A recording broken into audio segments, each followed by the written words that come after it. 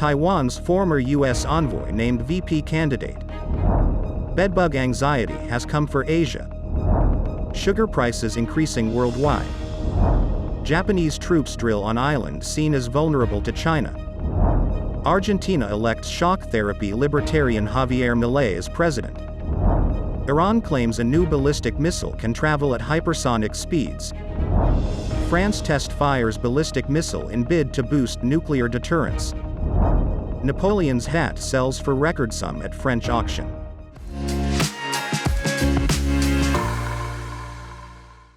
Hello, I'm Johnny. Thank you for joining us on Funday News. It's Tuesday, November 21st, and here are your top stories. Reuters reported that Lai Ching-te, a frontrunner for Taiwan's presidency, named Taipei's former envoy to the United States as his running mate in January's election on Monday. Xiao Meiqing, a high-profile diplomat well known in Washington, but who Beijing denounces as a separatist, had been Taiwan's de facto ambassador to the United States since 2020. Meiqing has extensive connections in Washington and had been widely expected to be Lai's running mate.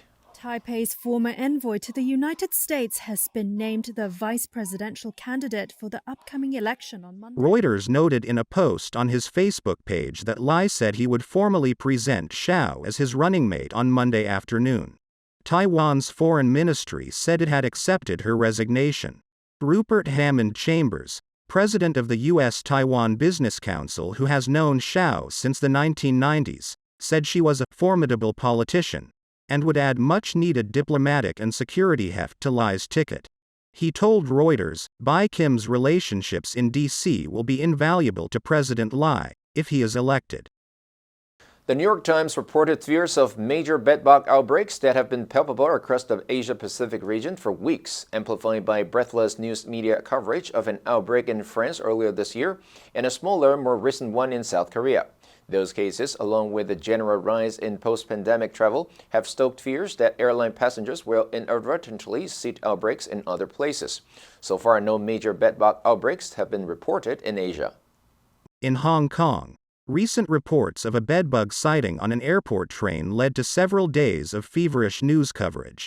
And in Seoul, teams of workers in white hazmat suits have fanned out across an airport looking for possible infestations. So far, there are at least 13 confirmed cases and a few dozen suspected ones nationwide. That was enough for the government to launch a 4-week prevention and disinfection campaign in dormitories, buses, trains, and other public places. Global sugar prices are at their highest since 2011, mainly due to lower global supplies after unusually dry weather damaged harvests in India and Thailand, the world's second and third largest exporters. The United Nations Food and Agriculture Organization is predicting a 2% decline in global sugar production in the 2023-24 season compared with the previous year, translating to a loss of about 3.5 million metric tons. According to the Indian Sugar Mills Association, India's sugar production is likely to decline by 8% this year. Skyrocketing sugar prices are impacting consumers all around the world. Sugar is trading at the highest prices since 2011. In Thailand, El Niño effects early in the growing season altered not just the quantity but also the quality of the harvest. Leader of the Thailand Sugar Planters Association Naradeep Anantasik predicts only 76 million metric tons of sugarcane to be milled in the 2024 harvest season, compared with 93 million metric tons this year. A report by the U.S. Department of Agriculture predicted a 15% dip in output in Thailand in October. According to data from the USDA, the world now has less than 68 days of sugar in stockpiles to meet its needs. Japanese Marines and amphibious assault vehicles stormed an island beach at the edge of the East China Sea on Sunday in a simulated attack to dislodge invaders from territory that Tokyo worries is vulnerable to attack from China. The drill, conducted on the southwest island of Tokushima, capped an 11-day series of exercises nationwide, dubbed 05JX, meant to show the readiness of ground, sea, and air forces to defend Japan's territory and infrastructure, including nuclear power plants. After observing the drill on Tokunoshima, Japan's Chief of Staff of the Self-Defense Forces Joint Staff General Yoshihide Yoshida said, "The goal of JX is to show that if there is an emergency situation resulting from an attack, that we are able to respond in a joint way." Japan's Prime Minister Fumio Kishida has warned that East Asia could be the next Ukraine, if China, emboldened by Russia's assault on its neighbor, attacks Taiwan. Kishida in December pledged to double defense spending over 5 years.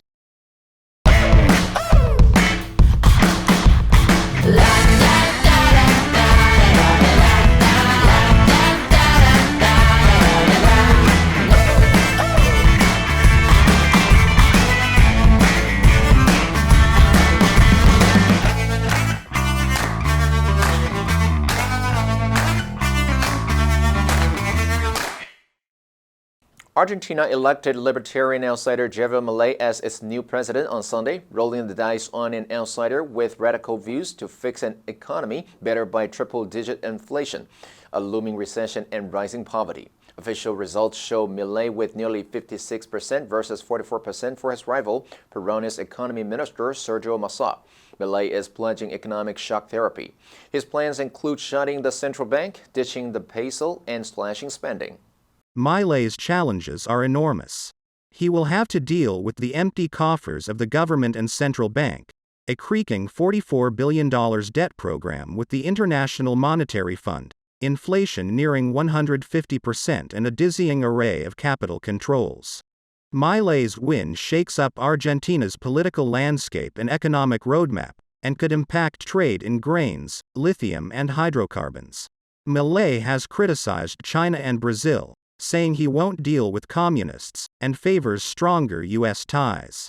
Iran has unveiled the Funday, a new Iranian-produced ballistic missile which it claims can travel at hypersonic speeds. Iran's Supreme Leader Ayatollah Ali Khamenei toured the Revolutionary Guards Aerospace Force Center on Sunday, where the Funday hypersonic ballistic missile was revealed to the public. In June, Iran unveiled the first Funday missile system. At the time, it claimed it can reach Mach 15, which is 15 times the speed of sound. Russia claims to already be fielding the weapons on the battlefield in Ukraine. Hypersonic weapons, which fly at speeds in excess of Mach 5, are 5 times the speed of sound, could pose crucial challenges to missile defense systems because of their speed and maneuverability. Ballistic missiles fly on a trajectory in which anti-missile systems like the U.S. Patriot system can anticipate their path and intercept them. The more irregular the missile's flight path, the more difficult it becomes to intercept. Ukraine's Air Force in May said it shot down a Russian hypersonic Kinzhal missile with a Patriot battery. France's defense ministry said Sunday it has successfully test-fired an M51.3 long-range ballistic missile, boosting the credibility of France's nuclear deterrence capabilities. The ministry said the missile, which did not carry a nuclear weapon, was fired from the French Army's Biscarrosse missile testing site in southwest France on Saturday night and landed in the North Atlantic, hundreds of kilometers from any coastline. Defense Minister Sébastien Lecornu wrote on X, first successful test firing of an M51.3 strategic ballistic missile. The M51.3 missile is an upgraded version of the M51, a 3-stage sea-land strategic ballistic missile designed to be launched from French Navy submarines. The new M51.3 missile is expected to enter service around 2025. It has been developed by aerospace firm Ariane Group, a joint venture between Airbus and French defense group Safran. Ballistic missiles are similar to rockets and follow elliptic trajectories after launch, often leaving the Earth's atmosphere to reach lower space. A hat belonging to Napoleon Bonaparte when he was French emperor sold for a record of nearly 2 million euros at a French auction on Sunday. The auction house said the hat, known as a bicorn, is in Napoleon's trademark colors, black, with the French flag's colors, blue, white, red, as insignia. The hat, which attracted interest from collectors the world over, went for 1.932 million euros. This broke the previous record for a Napoleonic hat, held by the same auction house, of 1.884 million euros in 2014. Sunday's hat sale comes only days before a biopic on Napoleon reaches cinemas worldwide. The film, by Ridley Scott, features massive-scale battles across Europe but also portrays his complex relationship with his wife Josephine. Joaquin Phoenix, who plays Napoleon in the movie, said of the late emperor that he was socially awkward, but also a romantic.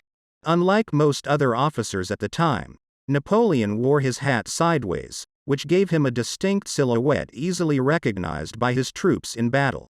The answer for yesterday was C, consumption. Gas and oil consumption always increases in cold weather. Did you answer correctly? Now let's delve into the news of Napoleon's hat selling for record sum at French auction. Number 1, auction, 拍卖. The house is up for auction.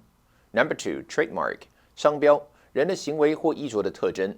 Big Mac is McDonald's best known trademark. Number 3, silhouette, 剪影，人脸的侧影. The painter lined the silhouette of a girl. Next, we have a multiple choice question for everyone to practice. Which answer would you choose? You can write your answer in the comments section. The correct answer will be announced tomorrow.